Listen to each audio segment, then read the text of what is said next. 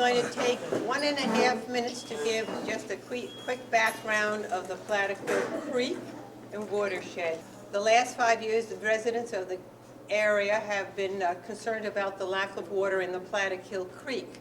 Our investigations after we have joined a grassroots organization was not only that there's lesser water in the creek, but in the Plattekill Watershed itself. As you're aware, there's 4 watersheds in Saugerties. The Plattekill is the largest watershed and supplies the water to the town public water drinking systems. It feeds the Plattekill Creek, which then goes into the Esopus at Lakes Mill Bridge, which then goes down into the lower part of the waterway by the village of Saugerties. It affects everything that happens down that way. We have several studies done on the life of the creek, the health of the creek, and we finally realized there's something else going on that no one can really determine. Why is there less water available? How will this lesser amount of waterfall, if that's really what it is, affect the growth of Saugerties? Our economic growth depends on water, which is the King's Highway corridor. And of course, anyone coming into Saugerties wants to make sure they have water for their health, safety, and economic growth. We contacted Mr. Rubin, hydrologist for HydroQuest, and I'm going to let him take over everything from now. He knows his biography better than I do, and I'm going to turn it over to Paul Rubin, please.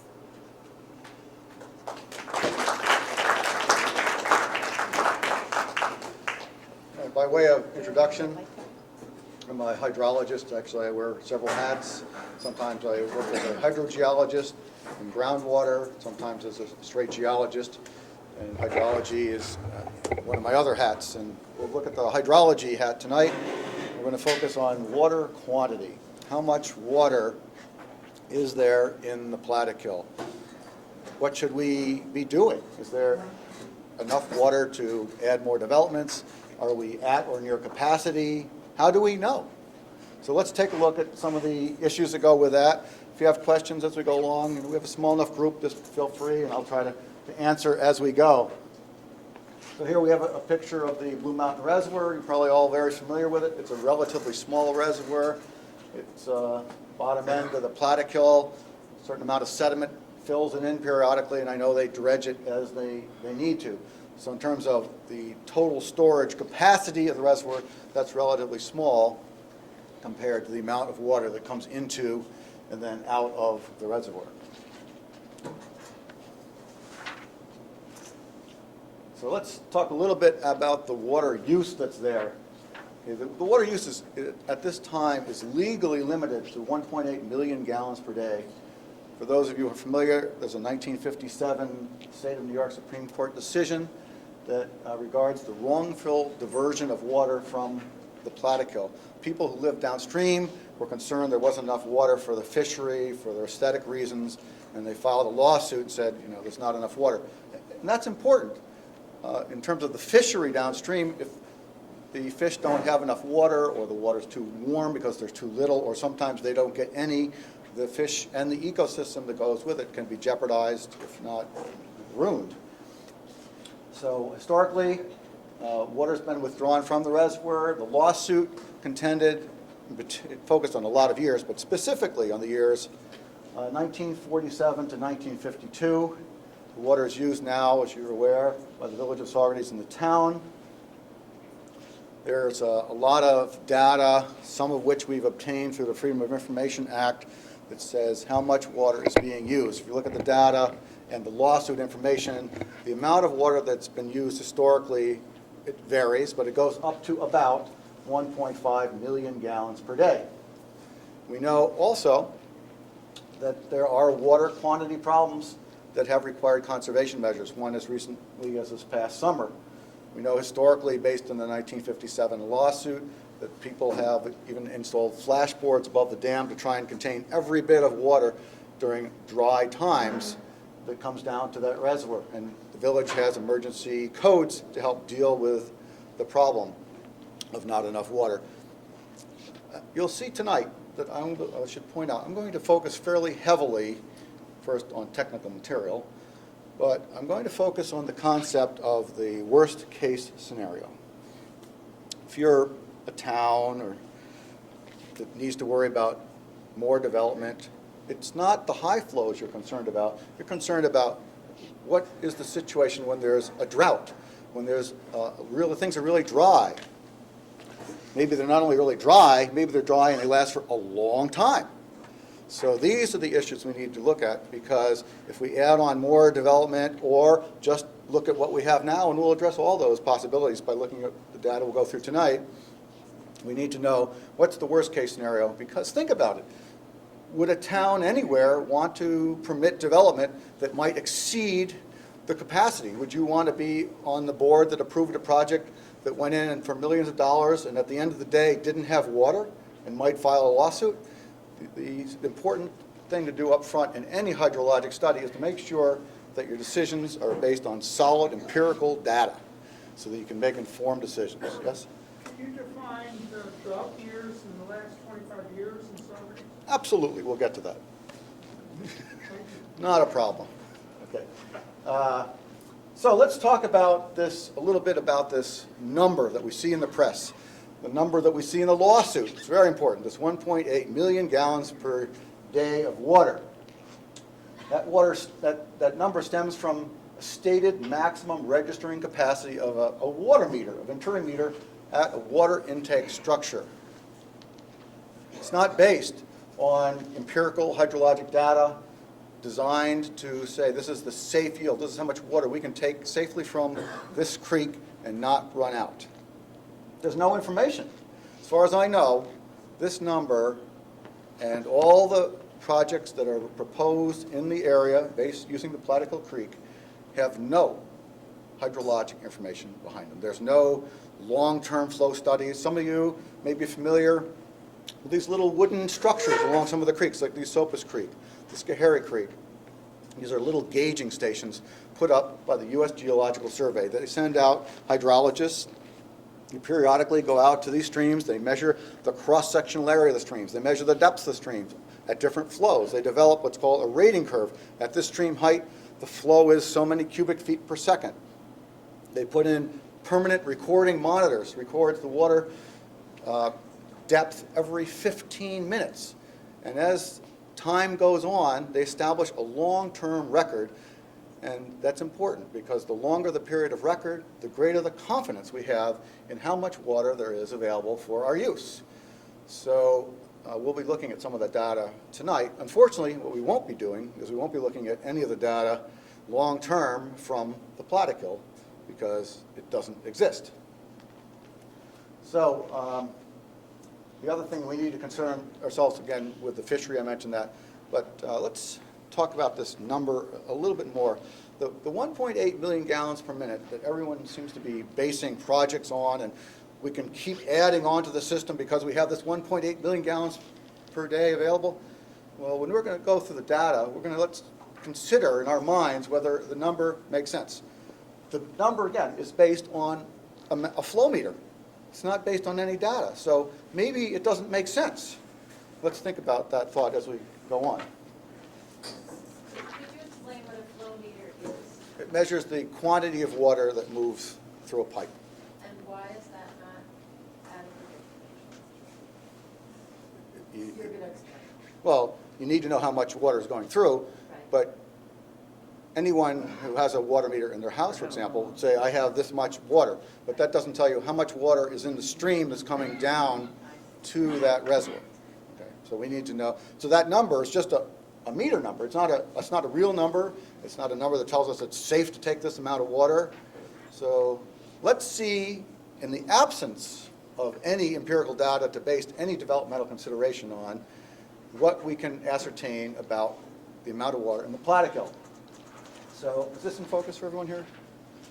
Right, this map, some of you I see have hard copies of it. This is a map that shows sort of a three-dimensional look of the topography of the watershed of the Plattekill. Here's the Blue Mountain Reservoir down here. What I've done is I've used topographic information set in a geographic information system. I've been able to model using what are called digital elevational model data the topography and the slopes of the land, and have been able to calculate and delineate within reasonable tolerance what the watershed boundary is and the watershed area that drains down to the Blue Mountain Reservoir here. What I've done, and for our discussion purposes, is I've broken it out into 3 different segments. Okay, the segments are totally broken out based on where I could find reasonable places to do a little bit of stream gauging of my own, because we can't proceed in any way tonight unless we have some numbers as a foundation. So let's look at the foundation. Right. We did some stream gauging here at this point right here. I'll show you pictures of this on the Plattekill stream, on a tributary over here of the Lucas Kill. Those are the 2 sub-basins where I have flow measurements. I don't have a flow measurement at the Blue Mountain Reservoir in the 3rd section, just because it's private property and I really couldn't go in there. So what I've done about that situation is I've taken the flow numbers from these sub-basins that I defined, and using standard hydrologic ratio comparison, I've equated out the amount of water that would be equivalent for this area, which is a reasonable depiction. So just so we know overall, we have this sub-basin is about 8 square miles, 8.0 square miles. This one's about 3.6 square miles, and this last one over here is about 6.5 square miles. Okay.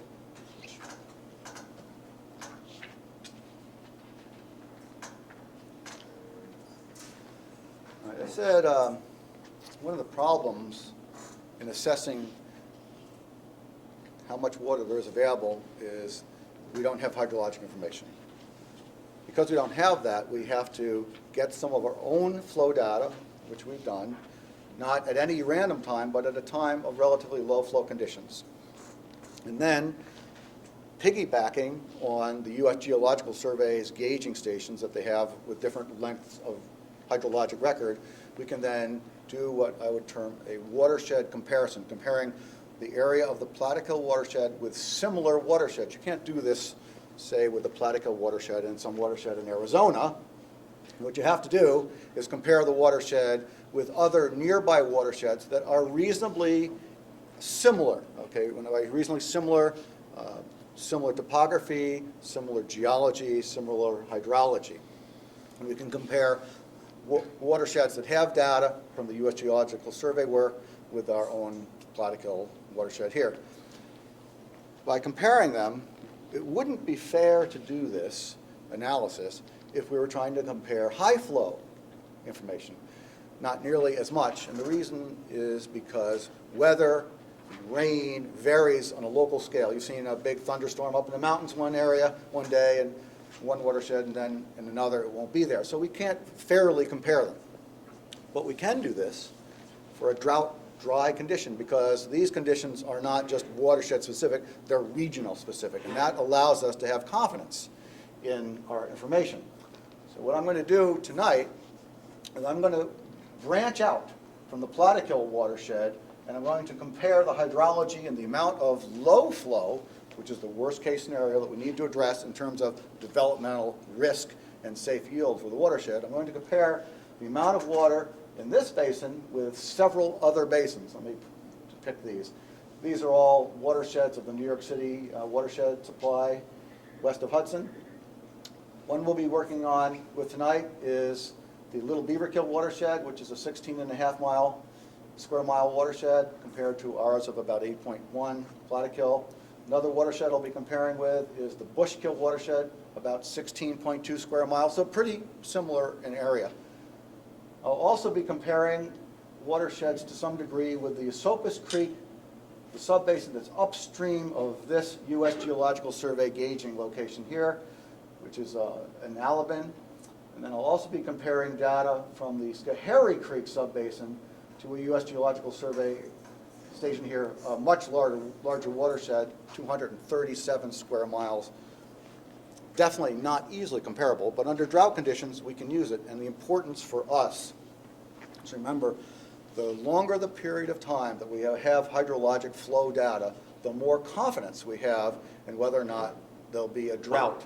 So if we have only a period of record of 1 year for our water supply data, I wouldn't have a lot of confidence.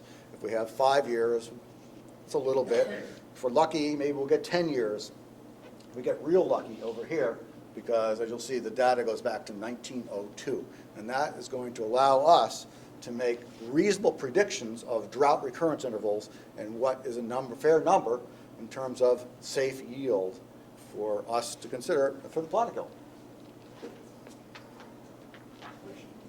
In your opinion, is this a Saugerties only area problem, or is this generally an area problem? Well, I'm just focusing on the Plattekill stream.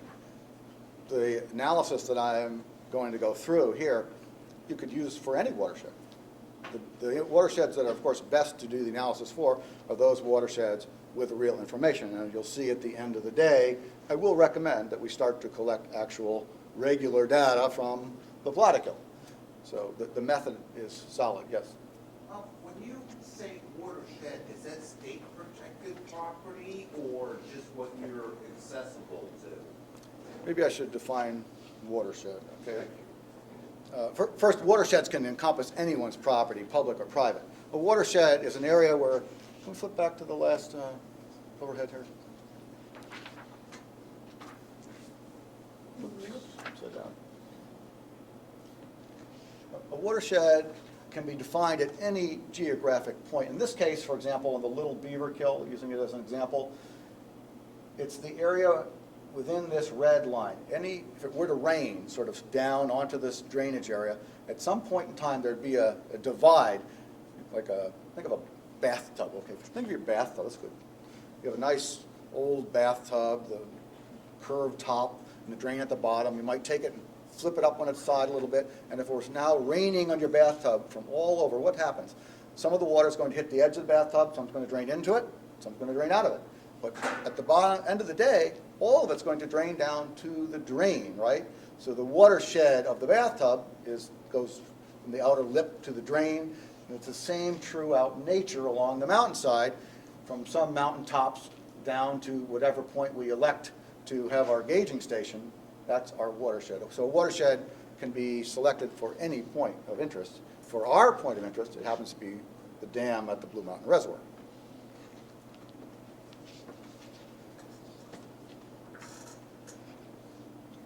So we are concerned with low flow. Here's a couple of photos I took of the Blue Mountain Reservoir, one on June 28th. We can see a relatively small reservoir, high mountains in the background. Not much water spilling over here. And this is, of course, the reason why the lawsuit was initiated years ago. It's because the people downstream were worried about their aesthetic water, they're worried about the fishery, and if not enough water goes over, then that's going to be adversely impacted. Here we are 8 days later, okay, same location. You can already see there's this area here is much smaller. Same is true here. We have no real numbers, but just visually we can say in 6 days the amount of overflow is very limited. And then, of course, things got drier after these pictures were taken. So that's a good clue that we need to be concerned in terms of how much development we're going to let into an area if there's not enough water. So this is the great part of the talk because I don't have all the graphs up front, so let's enjoy the pictures. You may have a mental picture. Here we have the town, the village of Saugerties. Huge amounts of water are needed to supply all the people that are available. And of course, mentally, we all have this picture that there's all these streams racing down the mountainside, and we see broad expanses of pools in our streams, and that's certainly true in April and during wet periods after huge storms. But for us, we're worried about long-term dry times, drought periods. We're concerned about times like now. Here we are, July 6th on the Plattekill stream, a little bit of water slowing down, mainly pebble-cobble mix, very little water is flowing through. Why? Okay, the reason why is although the watershed of the Plattekill upstream of the Blue Mountain Reservoir is about 18 square miles, you look up the mountainside, what do you see? A lot of these cliffs. So you see bedrock, we see thin soil cover, thin soil mantle, and we see the fact that the soil being thin doesn't leave a lot of water draining through what's called the soil moisture bank, going down to feed the base flow to these streams year-round. It quickly diminishes. So when we see dry conditions like this, we should take note. Here we are, just downstream of one of the Plattekill drainage locations where I measured the flow, and just a beautiful setting, June 28. Look at this, a huge stream, big pool of water. It's deceiving. You see the pool of water in the stream, and the stream's 20 feet wide, and the pool's 6 feet deep. But what comes out of the pool, that's what's really flowing. We don't care about what's ponded. Down here, we see the flow is limited to just a few little waterfalls. 8 days later, look at this flow. This one's gone. This one here, gone. This one, much thinner. So in 8 days, and this is before it got even drier yet, we can markedly see a difference without even gauging the flow, just to be aware of what's there. So the flow, I measured just upstream of this, about 380 gallons per minute, or 547,000 gallons per day. That's not a huge amount of water, really. Yep. That is before the reservoir? Yes, that's upstream of the reservoir. In fact, you know what? Why don't we keep out the third slide? Let's flip that up there. Wouldn't hurt. No, number 3. It's at the.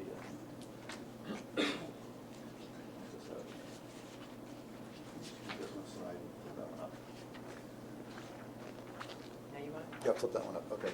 This will. inside out?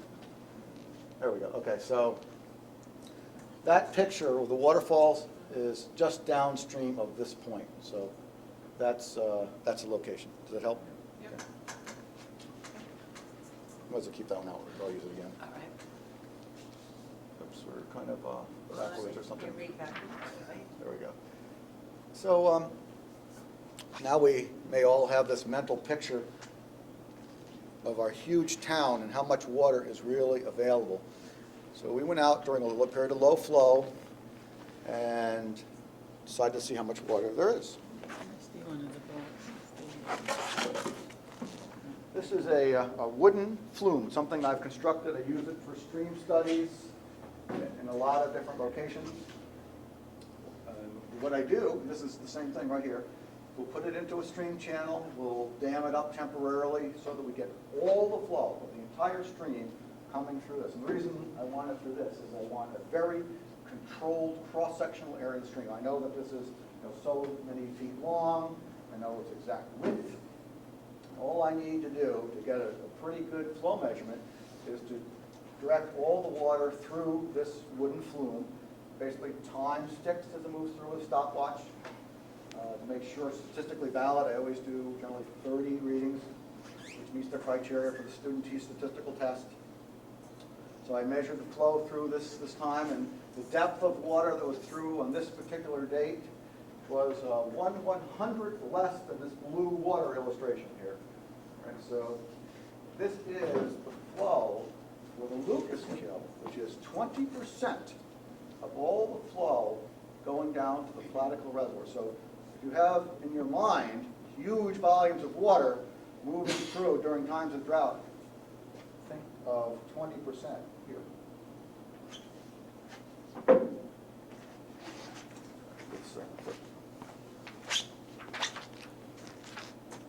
oops. This is a little, No, it's as if you're reading it. There we go. Okay.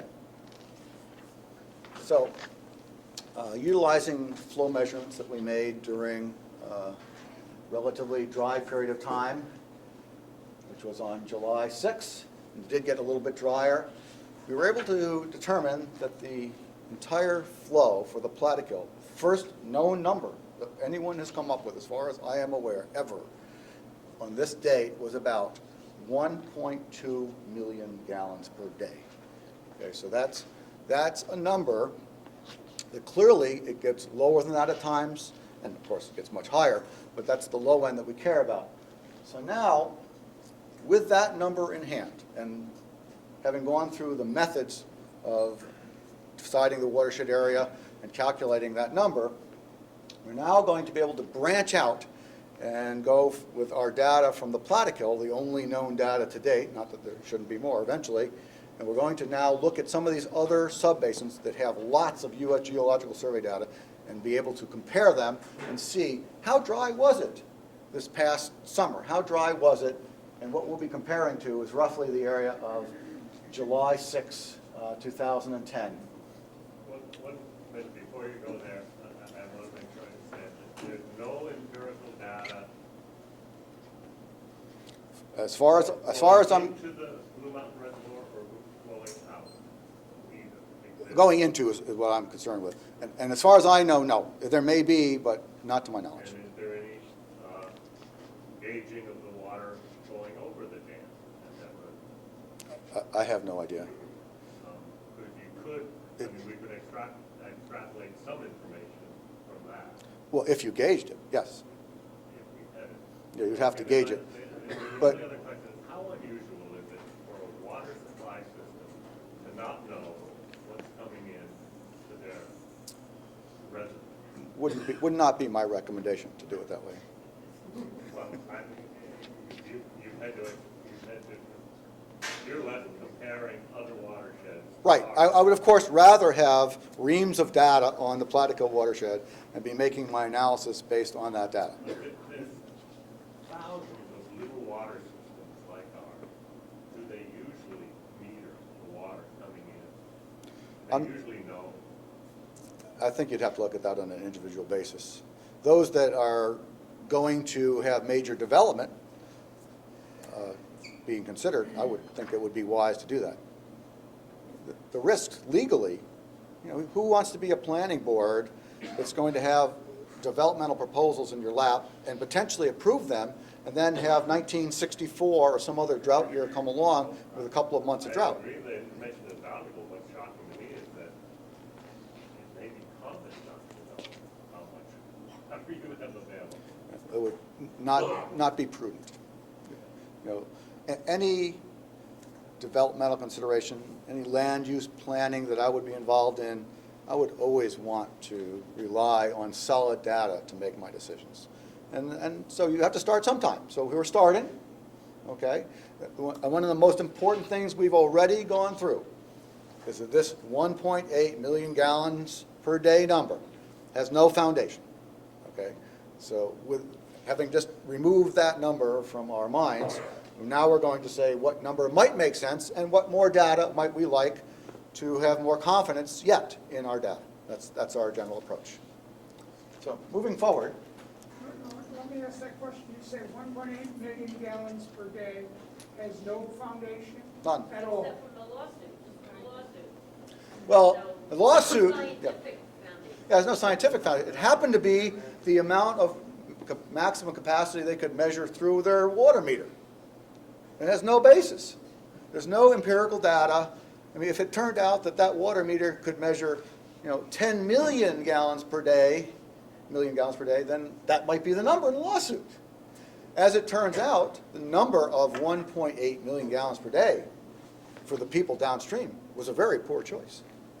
Because they were there saying there's not enough water coming over, and yet that number allows every drop of water that was ever taken before to go again.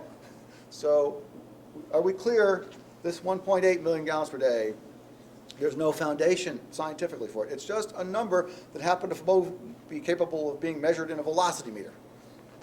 It's nothing. All right, so keep this up. Yeah. So now, having some empirical data measured during a period of low flow for the Plattekill, we are now going to do great hydrologic things. One of the great things in looking at whether it's a flood return interval or, in our case, a drought return interval is to base it on long-term empirical data. So stepping up and accepting the fact that at a minimum, we have no more than 1.2 million gallons per day available based on the stream gauging work that I did, then let's compare that number on this time period of low flow around July 6 with what went on in these other comparable watersheds that we're going to discuss. So this happens to be for the Little Beaver Kill. That's one of the subbasins we looked at before. The red line is the Plattekill flow would be, for the Little Beaverkill, anything below this red line would be the flow that we might expect, to see in the Plattekill. And essentially, whenever it goes below that red line, there wouldn't be sufficient water in the Plattekill. The higher green line, that's the flow that would equate to the 1.8 million gallons per minute. The lower one was 1.2. So the 1.8 line, as I discussed, has no real basis. But we can look, if anything drops below the level of when I measured the 1.2, it's going to be lower. So here we are, only from July to October in 2010, already we see quite a number of instances where the water level has gone below it. Maybe I should back step for a second.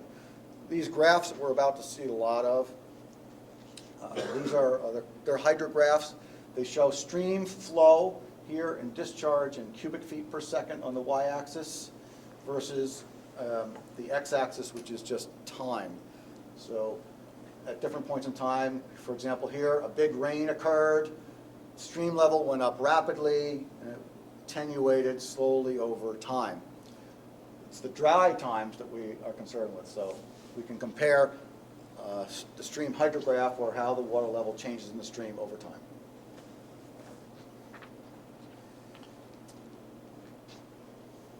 Okay, so the red line on here represents the exact correlation essentially with when the low flow time period of the gauging was. Right in this few period days, 7/6 to 7/9, was when the flow was really low. And now, using the Little Beaverkill gauging location, we can suddenly move back in time from 2010 through the period of record for this particular gauging station, which only goes back to 1997. So we have a number of years, and in that time period, during our time of 1.2 million gallons per day for the Plattekill drainage, we see 1, 2, 3 times where we can anticipate and project, based on comparable watersheds, that in the Plattekill, the flow also went below what we measured. So probably much less than 1.2 on these particular time periods. Notice this one's a little bit longer in time, so it's not just that it dips down once, it's the duration of time as well.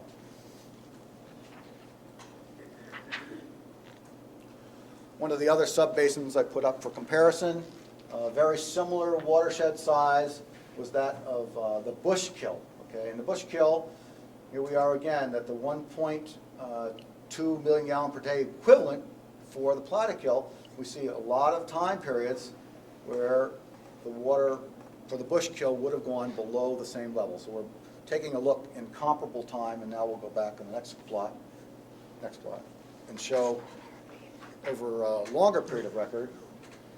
Question? Yeah, on the graph, it looked like it said that it went below 0.5, not below 1.2. I flipped that one. Okay. See the red line here? Yeah, but I'm looking at the discharge cubic feet per second. Here? That axis, yeah. The numbers are, I mean, the lowest number, I'm not sure I understand, like, I thought it would be linear. Oh, okay, I should point that out. The y-axis is just a semi-log plot. Okay, so this is a logarithmic scale over here. Because the discharge in the stream can sometimes vary so dramatically, to plot it arithmetically, 1, 2, 3, 4, 5, 6, 7, you'd be up to the sky. So in science, we use a log scale because it lets us easily project it. Does that explain it? Okay, but then that means that the low flow line is a really different kind of, it's a different level of flow, it's a different flow for each stream. Right, each stream has a different flow. The Bushkill flow or the Little Beaverkill flow, they aren't the same exact numbers as the Plattekill would have, but because they're comparable watersheds, comparable topography, comparable geology, even though the numbers aren't exactly the same, we can compare them at the same point in time to the measurement made in the Plattekill.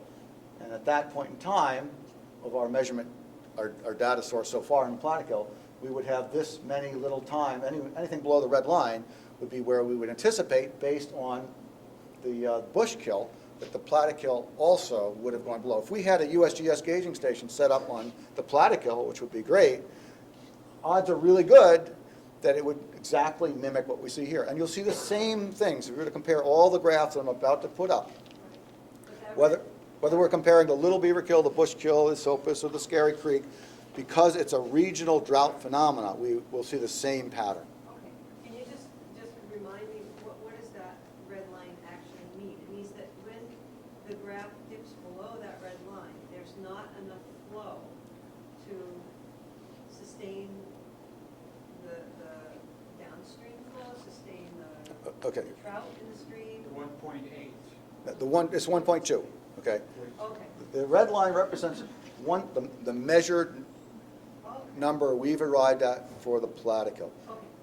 If we had a gauging station on the Plattekill, odds are it would have, different curves like this, and any time it went below the 5 equivalent Okay. for the Bushkill, then it would dip.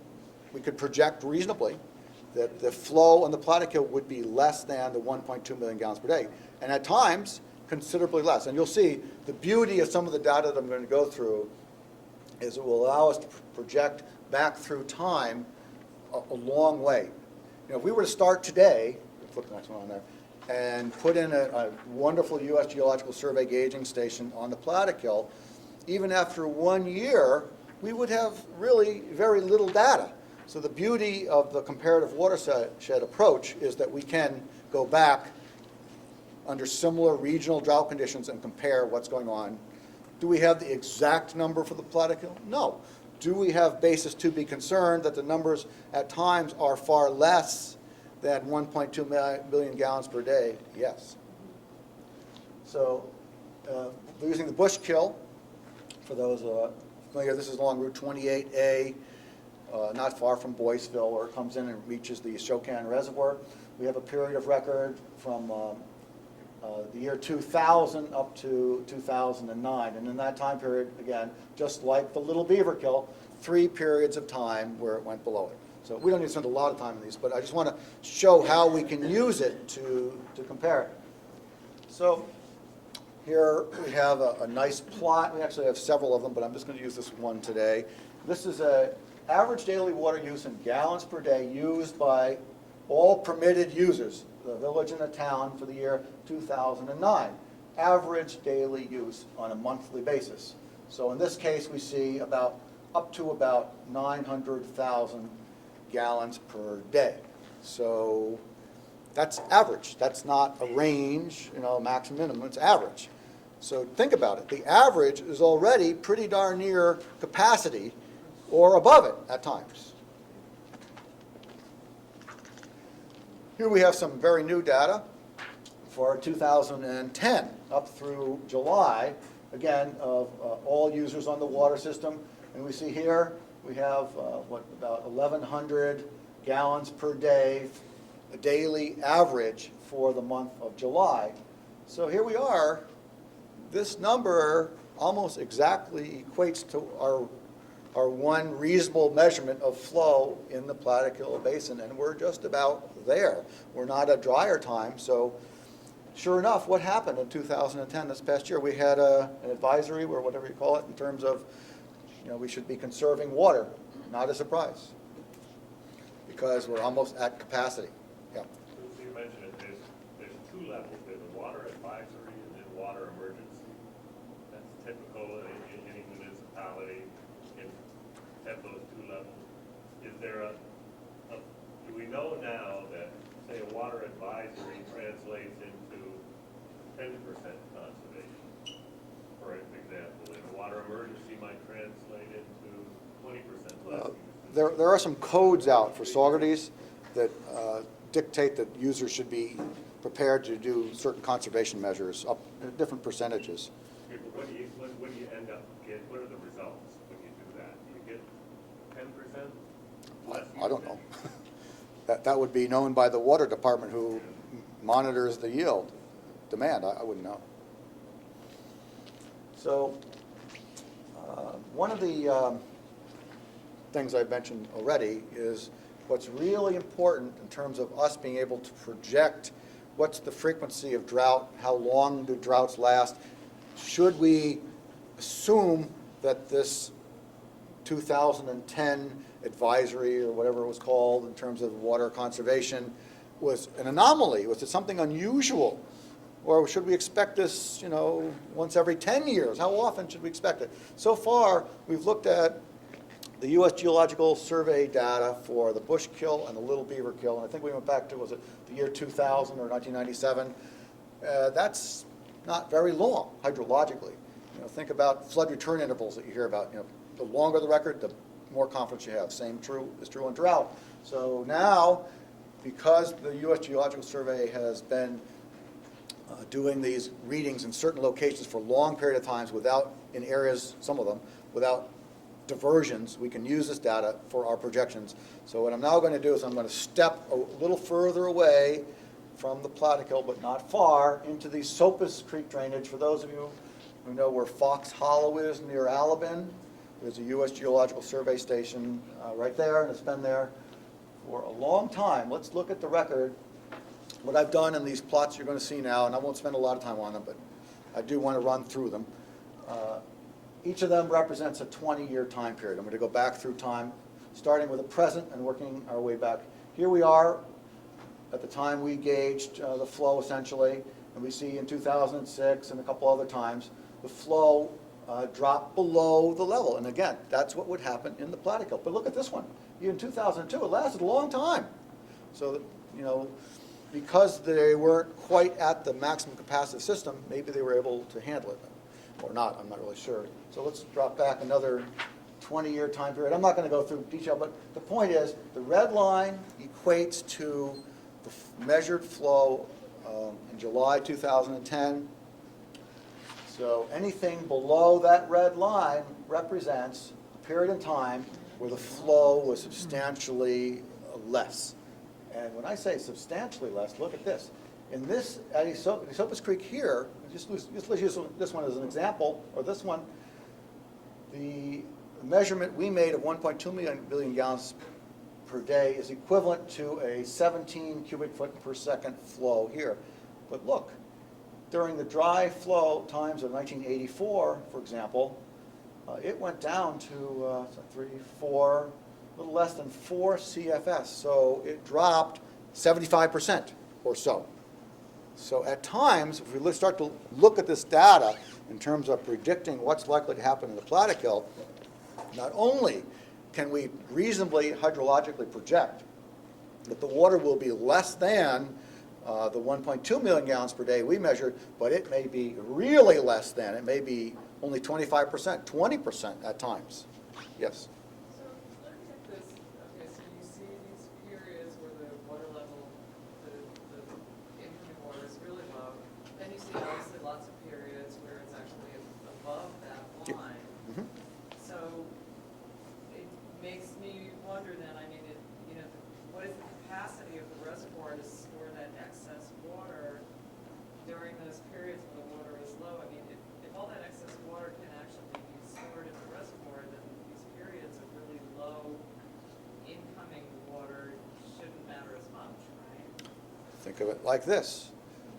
We just looked at a graph that showed about 1,100 million gallons per day being taken out on 1 month, right? That's the average daily, say, amount. Based on our granted one-time flow measurement, we have 1.2 million gallons per day. So regardless of what, that reservoir is, the same amount is being taken out as is coming in. So the reservoir serves as a storage location, but because the size of the Blue Mountain Reservoir is very small, it's not like the Ashokan Reservoir. It doesn't have a big storage capacity. So what we take out is virtually equivalent to what's coming in, and that's at a good time. During drier times, if we were down in this area, I'll bet a whole lot less is coming in than they would need to take out. So if we increase the demand beyond where we are now, the risk would be high.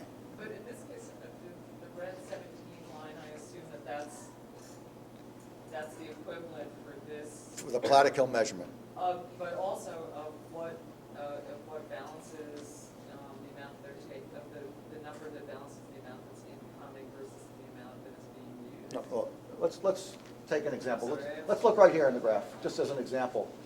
At this period in time, the water flow dropped. It was, it was up here at what, 1,000 cubic feet per second at one point in time, because there must have been a lot of rain. Things must have been very wet. Soil moisture bank was full. Then things dried out. As things dried out, the stream flow went down, and eventually it dropped below 17 cubic feet per second, or the equivalent of 1.2 million gallons per day for Plattekill. And what happened? Not only did it drop down, it stayed there for months before eventually, maybe spring came or fall rains, and eventually it went back up, yes. How long can your businesses survive months without water?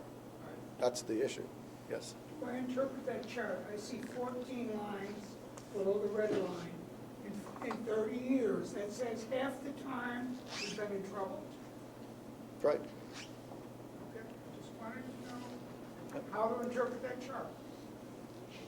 Yeah, the longer the record we have, the better statistically we'll be able to make a judgment. The question here? When it's below the red line, does that mean the overflow is shut down, or does that mean? The red line, remember we're comparing watersheds based on similar geologic conditions and hydrologic conditions. The red line reflects, again, the comparable level of our measurement for the Plattekill Watershed, equal to about 1.2 million gallons per day. In this case, it equates to 17 cubic feet per second, not equating it to million gallons per day. Anything below the red line is something below 1.2 million gallons per day, because we know things operate similarly hydrologically in the same geologic and hydrologic setting. So that means the overflow isn't like. There'd probably be no overflow, would be my guess. If you're in an area like here, there'd probably be no overflow. Yes. This line indicates there were 14 occasions In that time period. during that time period, but it doesn't indicate how long these occasions lasted. Well, it does if you just if you look at the data instead of the actual plot. It does. Right. You can see, for example, here, this is months. Right, right. Yeah, it's a long time. So 14 times over a period of time might be 10% of the time. No, it'd be of the more. duration It'd be of time. more than that. Or more than that. We're going to come up with a number eventually on this, by the way. We're getting there. Okay, we're working toward it. So here we are. We've gone back to 1980. Next one. Now, I will move through these fast, but the value is it allows us to project back through time by using this great long-term U.S. Geological Survey data. So here we are at the beginning of the period of record in the SOPA same gauging station, 1963. And again, from 63 to 1980, we don't need to count them, but you can see anything below the red line is something below 1.2 million gallons per day for the Plattekill Watershed. Right. Next one. Right. There are, I think, 6 more. I'm going to run through these fast. But this last set, this is for the Schoharie Creek in Prattsville. Okay. This has got to be one of the best gems hydrologically in our entire region. It's like the Mohonk Weather Station has 100+ years of weather data. The Prattsville Schoharie Creek Gauging Station has data that goes back to 1902. It's great data under regional conditions of drought. If there's a drought in the Schoharie, there's a drought in the Bushkill, there's a drought in the Little Beaver Kill, and there's a drought in the Plattekill Watershed. So we're going to take a quick tour. Again, anything below the red line is equivalent to 1.2 million gallons per day. We're just going to quickly run through it. Here we are, 2000 and 2010. 3 times below it, just like every other graph, pretty much. Next. So we're just going to move through these fast. Again, 1980 to 2000. This is a common occurrence. We can expect hydrologic projection based on all the information I've gone through, lots of times dropping below 1.2 million gallons per day. Again, no basis for 1.8 million gallons per day. So here we are in the time period 1960 to 1980. Again, very common occurrence, dropping below that red line. Here we are again, 1940 to 1960, and again, the idea is just to point out that this is not an anomaly we saw last summer. We can use hydrology and we can reasonably predict what's going to happen. Question? I can't equate that to drought years. The number of years that were below the line has no relationship to drought years, right? Not the specific drought year. When you're doing a I mean, I a don't return recall interval that many analysis. drought years across that calendar when my grass didn't grow. You understand what I mean? No, you could use this for drought years. Flip back to the last one if you would for a second. You may remember 1964, for example. 64 was a big drought year, okay? So you can use this. This is any time that you had not enough water in the town or for your watering, this would coincide with a drought year. Doesn't mean that if we found out that there's the equivalent of one drought per year on average, does that mean that every year we're going to see a drought year? No, it doesn't mean it statistically. It just means that on average, based on the period of record, we can predict that about, and it'll turn out, you'll see in a few moments, about once per year we could expect a drought of the magnitude, which was relatively small, this past summer. So here we are, 1940 to 1960. Again, lots of them, moving on. I just want to show that we have a complete record here. Again, 1920. And look, there's some periods of time where we go many years without anything much below it. So if we had only 1 year of a gauging station in the Plattekill, or even 5 years, it wouldn't give us the confidence to make the predictions that we're doing tonight. Here we are, final graph, I think. We go back to 1902. All right, so it turns out, if you could flip back up to the one to your side and your left, that one, again for a second. I did a pretty rough count using that 1902 data.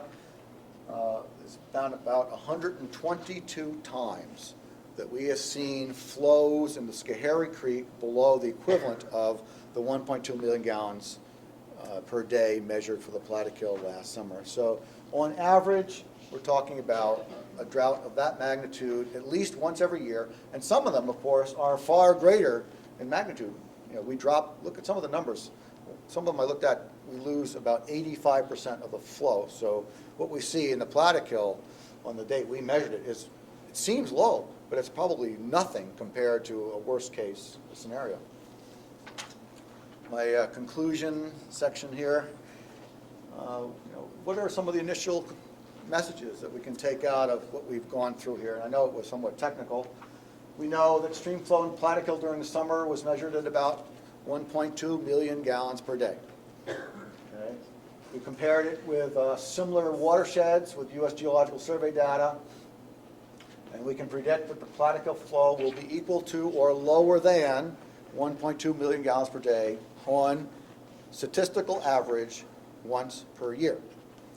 Drought periods, though, sometimes last for months, sometimes with flows dropping to less than 20% of their 1.2 million gallon watershed equivalent flow.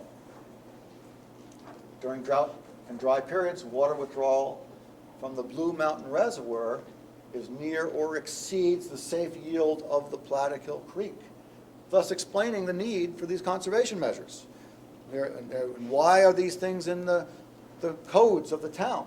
They're there because they know, in essence, that they're operating at near or above capacity. So based on all that we've been talking about, using watershed comparison and hydrologic analysis, I would say that it wouldn't be prudent to add new water users to the Blue Mountain Reservoir water supply system. And I would hope that you would all agree with me, having run through this analysis. Additional assessment of the safe yield of Plattekill could be considered. We could spend some more time if we had all the historic data through time for that was used in water taking out of the Plattekill, and even some additional stream gauging. We would have more information that would help us look at the safe yield.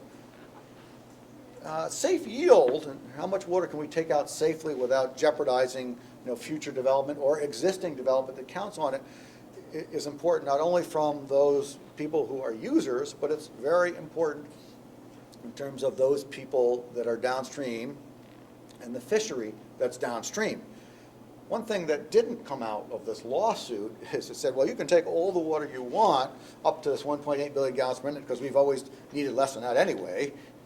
But what it doesn't say is how much water should be at all times allowed to pass over that dam to supply during dry periods, during drought periods, the amount of water needed for the health of the fishery and the whole ecosystem down there.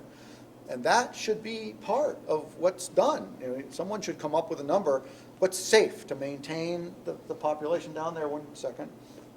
And my final comment is, I have gone out, we've collected some data on the Plattekill, we've calculated the watershed area, we've done the hydrologic analysis that I've gone through today, but wouldn't it be a good idea to regularly know how much water is in the watershed?